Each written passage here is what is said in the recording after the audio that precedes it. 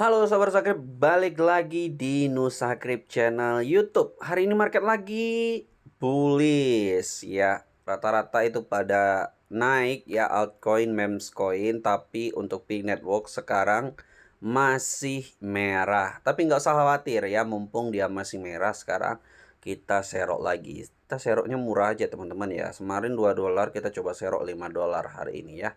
5 dolar berarti dapat ya sekitar sekitar 6 biji lah ya di harga 0,84. Jadi kita semakin turun semakin kita cicil untuk P network-nya teman-teman ya. Oke, buat teman-teman yang ingin beli P network, Bitcoin, memes coin ataupun altcoin, kamu bisa beli di HMXC. Nah, kalau sekarang ya, kalau kamu beli P network di HMXC, kamu nggak perlu khawatir ya, pakai minimal yang besar. Dengan modal 1 dolar aja kamu udah bisa beli P network. Jadi tunggu apa lagi, langsung didaftar sekarang jika kamu belum punya. Nah, Bitcoin ya, tadi sempat Bitcoin naik di 88 ribuan dan sekarang lagi mencoba comeback kembali nih.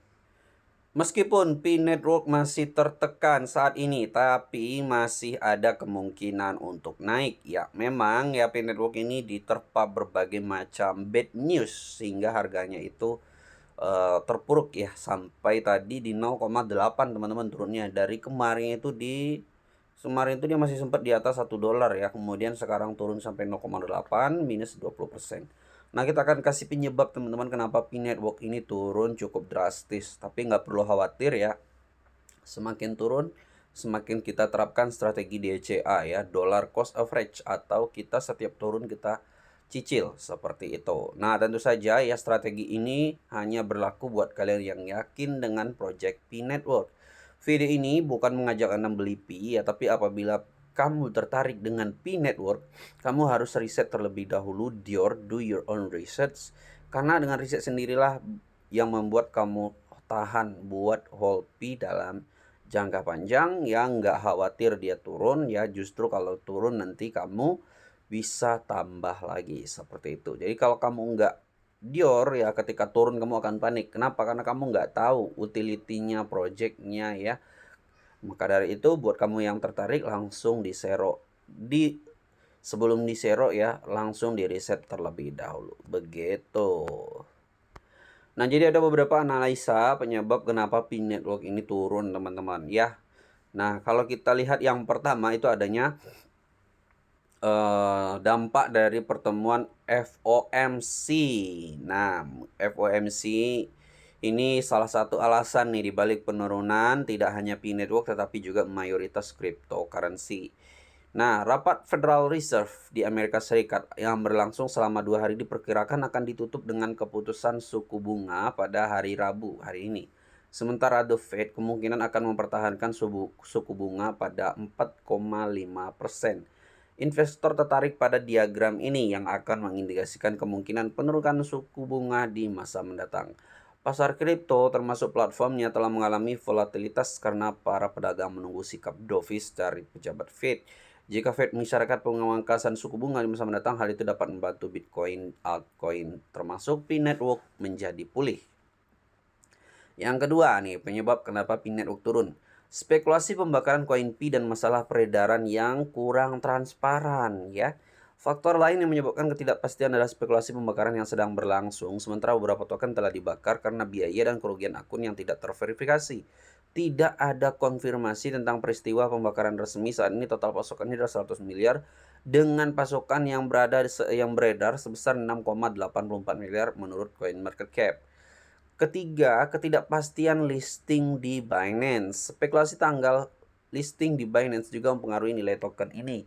Banyak yang memperkirakan Binance akan mengumumkan pencatatan pada tanggal 14 Maret. Namun sampai hari ini tidak ada konfirmasi dari Binance atau proyek tersebut menyebabkan kekecewaan di kalangan investor. Sementara Binance melakukan penghutang suara komunitas pada tanggal 27 Februari menunjukkan 87% mendukung listing P network di Binance.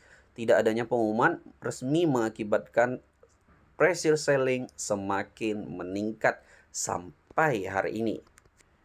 Yang keempat nih, masalah migrasi jaringan. Nah, masalah migrasi yang turut menyebabkan penurunan harga. Beberapa pionir kehilangan token karena berakhirnya masa tenggang migrasi yang menyebabkan frustasi di antara pengguna.